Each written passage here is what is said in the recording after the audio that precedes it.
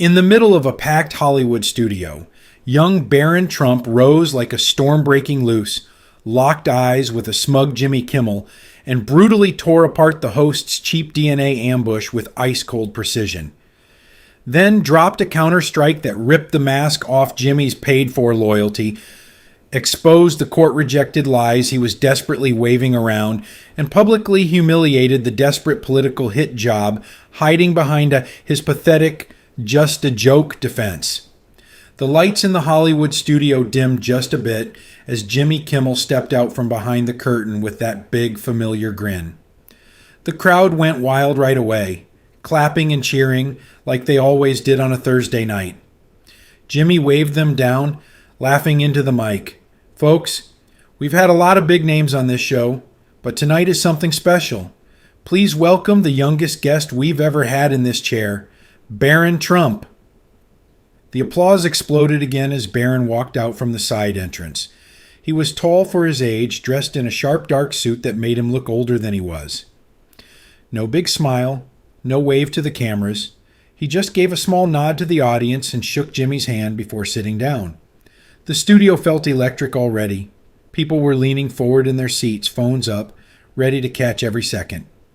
Jimmy started easy, the way he always does when he wants to warm things up. "So Barron, tell us, what's a normal day look like for you? School, sports, hanging out with friends?"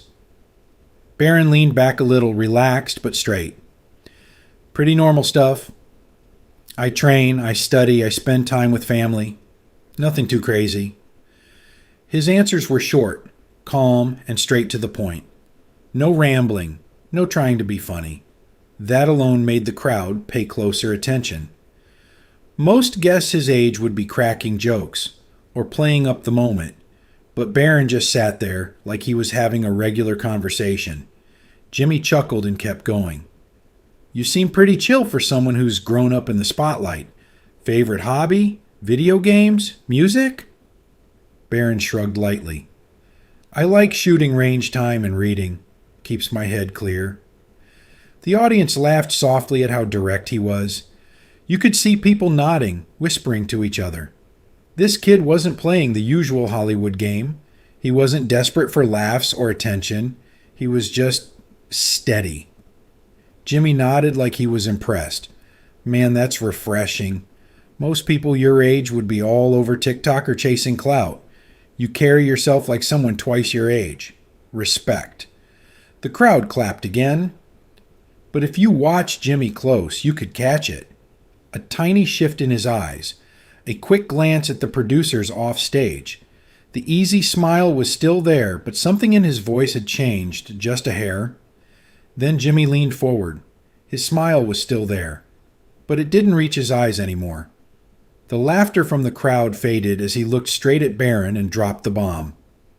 "Barron, when exactly are you planning to take that DNA test to prove who your real mother is?" The words hit the room like a slap. A few people in the front row actually laughed for half a second, thinking it was some sick joke. Then the laughter died fast. Dead silence. The air got thick. All eyes locked on Barron. Barron didn't flinch. His face stayed calm, almost relaxed, like Jimmy had just asked him about the weather. Barron finally spoke, his voice steady and low. "I know exactly who my mother is. I don't need any DNA test, and I don't want one."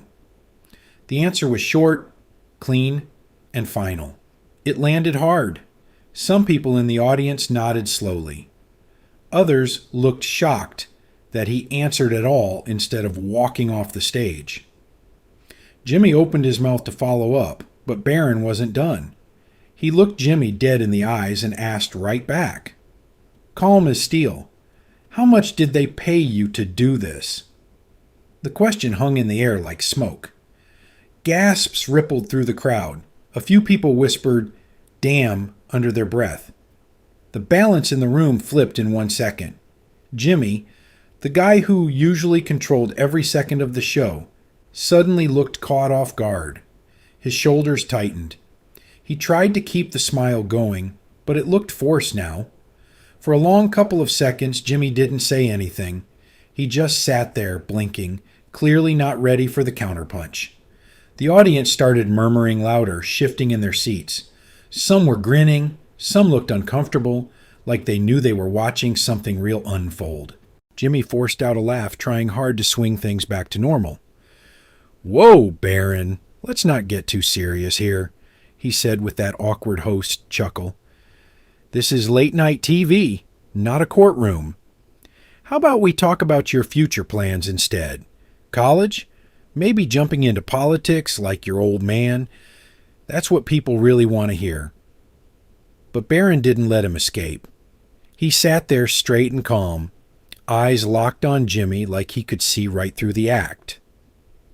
"This isn't about my future," Barron said, his voice steady and clear.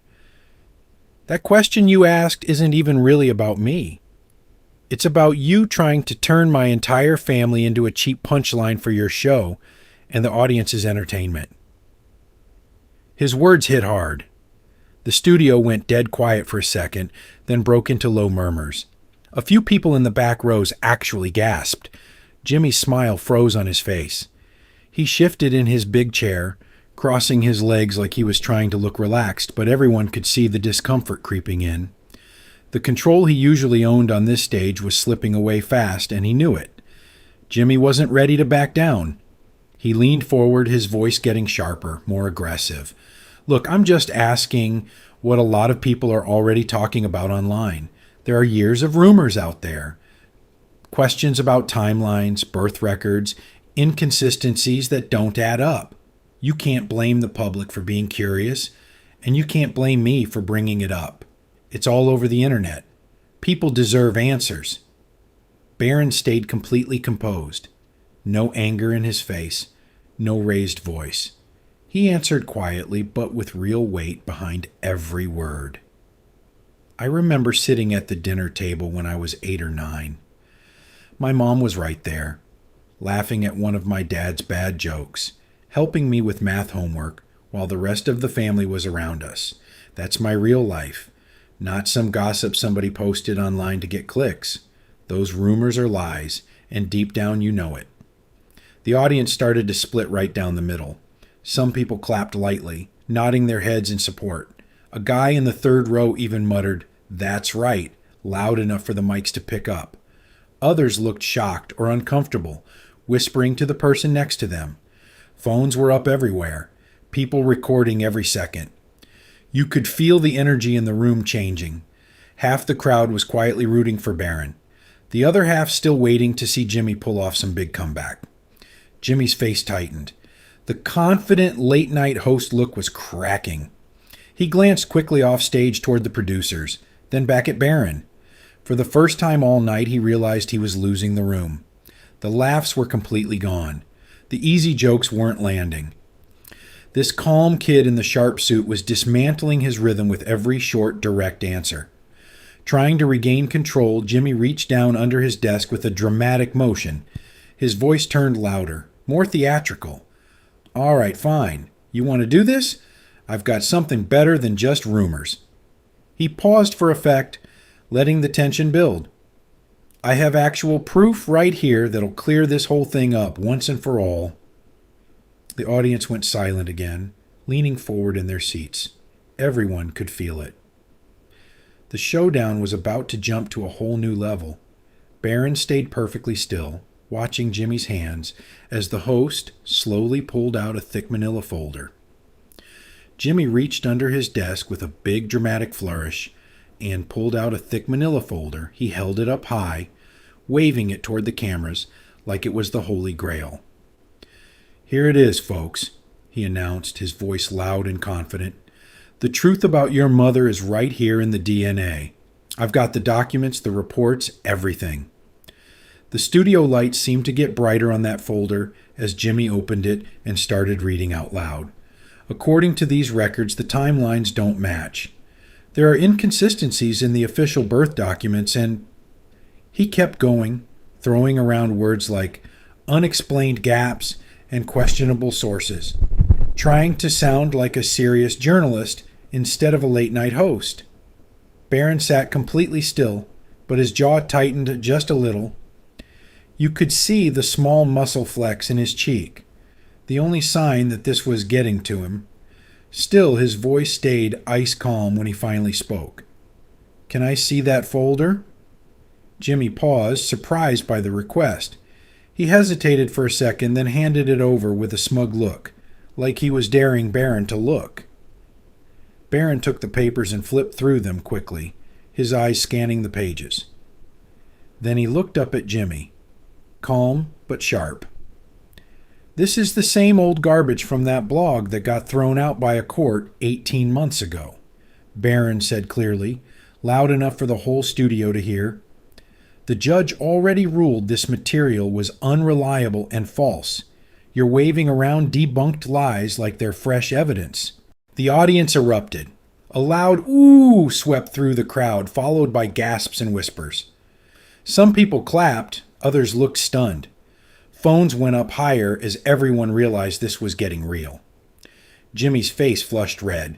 He tried to laugh it off and take the folder back. "Come on, Barron, that's not entirely accurate. These are public records," and Barron cut him off, still calm but firm. "Then tell the truth. Where did this folder really come from? Who gave it to you?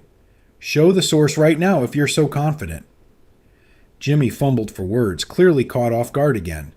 The murmurs in the audience grew louder. The host was losing the room fast, and everyone could feel it.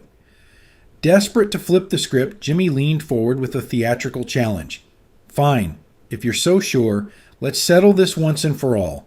We can do a DNA test live, right here on stage tonight. We'll end all the questions immediately. What do you say, Barron? Ready to prove it to America?" The entire studio went dead silent. The tension was electric. Every person in the audience leaned forward, waiting for the answer. Cameras zoomed in tight on Barron's face. Barron looked Jimmy straight in the eyes, unshaken. "My father advised me not to discuss this publicly, and we're not going to. No test. Not tonight, not ever on your show. We don't need to prove who we are to you or anyone else." His words landed like a hammer. The crowd reacted with a mix of shocked gasps and growing applause. Jimmy sat back momentarily speechless as the weight of Barron's calm refusal filled the studio.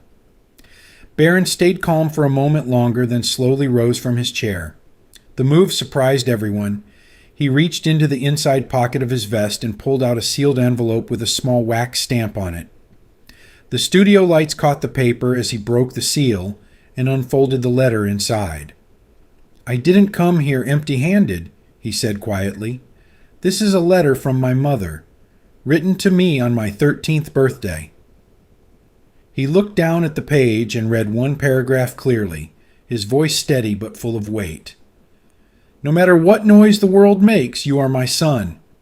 You were born in my arms at Palm Beach on March 20th, and every day since then, you've carried our name with strength. Never let anyone make you doubt where you come from." The words hit the room like thunder. Several people in the audience covered their mouths. A few wiped their eyes. The personal tone of a mother's letter, read live on national television, changed everything. Before Jimmy could react, an older man in a dark suit stood up from the third row. "Excuse me," he said loudly. "I'm Dr. Raymond Keller, the Trump family physician for over 20 years. May I have 30 seconds on stage?" Jimmy looked stunned, but the audience started clapping and chanting, "Let him speak." The doctor walked up calmly and stood beside Barron. "I delivered Barron myself at St. Mary's Hospital in West Palm Beach," Dr. Keller said loud and clear. "Date and time are on record. I signed the original birth certificate." He pulled out a notarized copy from his jacket, placed it on the desk, and signed it again right in front of the cameras. "This should end the nonsense once and for all." Jimmy jumped in fast, trying to cut them off. Wait. This is highly irregular. We can't just have surprise guests." But Barron kept going, his voice rising just enough to command the room. "The rumor started with a single paid blogger connected to a super PAC that opposed my father in the last election. They planted it, it got picked up, and now you're pushing it on your show, The same week new polls come out. Why this topic tonight, Jimmy? Who asked you to bring it up right now? The audience was completely hooked. Phones were everywhere. The energy had shifted from shock to full-blown confrontation. Jimmy tried one last desperate laugh, forcing a weak smile. Come on, Barron, this is all just late-night fun. It's a joke, man. Lighten up. Barron looked him straight in the eyes, no smile, no hesitation. A joke? Jokes aren't paid for by people who want to destroy a family's honor. You didn't bring this up for laughs. You brought it up because someone is paying you to hurt us on camera. The words landed like a punch. Jimmy's face went pale. The entire studio fell into a heavy silence for 3 full seconds. Then Barron delivered the strongest line of the night, his voice calm but powerful. Some things are private not because we're hiding anything, but because they're sacred. You just tried to rip something sacred apart in front of millions of people for entertainment. That's not comedy. That's crossing a line you should never cross. For a moment, nobody moved. The silence was deafening. Then the audience exploded. Thunderous applause rolled through the studio. People stood up, cheering, clapping hard. Some shouted, "Respect!" and "That's right." The roar kept growing, wave after wave. Jimmy sat there frozen, completely speechless, his usual quick comebacks gone. He had lost total control of his own show. Barron simply folded the letter, placed it back in his pocket, and sat down again like the storm he just created was nothing. The crowd kept cheering as Jimmy stared at his notes, face red, knowing the rest of the night would never be the same. Jimmy tried one last time to save the show. He forced a weak smile and flipped through his cards. All right, let's move on to something lighter. Barron, what are your thoughts on the new Marvel movie? Or college football? Anything fun we can talk about? But the room had already changed. Barron answered every single question with short, powerful replies that left no room for jokes. I don't watch much Marvel. College football is fine. I'm focused on my own path. Each answer was calm, confident, and final. Jimmy's attempts at humor fell flat. The audience wasn't laughing anymore. They were watching Barron like he was the one running the show now. Then Barron turned his head and looked straight into the main camera. The entire studio went quiet. He spoke clearly, his voice carrying across the room and into millions of homes. I don't need a DNA test to know who I am, but maybe you need a lesson in respect. The line landed like a final punch. The audience erupted again. People stood up, cheering and clapping louder than they had all night. Some whistled, others shouted, "Yes, and tell 'em!" The roar filled the studio. Jimmy sat there frozen, his face burning red under the bright lights. He had completely lost the crowd. With 30 seconds left on the clock, Jimmy cut the segment short. That's all the time we have tonight, folks, he said quickly, his voice strained. Thanks for coming, Barron. He barely waited for the applause before signaling to end the show early. His face was flushed, sweat visible on his forehead. The usual smooth closing monologue never came. Barron stood up slowly, buttoned his suit jacket, and extended his hand. Jimmy shook it, but the handshake looked weak compared to Barron's firm grip. Barron's eyes never wavered. There was no smile, no victory dance, just quiet strength as he looked at Jimmy one last time. The audience kept clapping as Barron walked off the stage, head high, step steady. Backstage, the hallway was quieter. Barron pulled out his phone as he walked toward the exit. A new message from his father waited on the screen. He read it, gave a small nod to himself, and slipped the phone back into his pocket without saying a word to anyone. In the studio, the crowd was still buzzing. People were on their feet, talking excitedly. One older woman who had been sitting near Dr. Keller turned to the camera crew and said loud enough for those around her to hear, "That wasn't a talk show tonight. That was a young man teaching all of us what real dignity looks like. I've never seen anything like it." Within minutes, clips were already exploding online. The studio audience reactions mixed with the live tweets and posts flooding every platform. People who had come for laughs left talking about composure, respect, and strength. The night had shifted from entertainment to something much bigger. Barron had walked into the lion's den, faced the attack, and walked out unshaken. And this was only the beginning.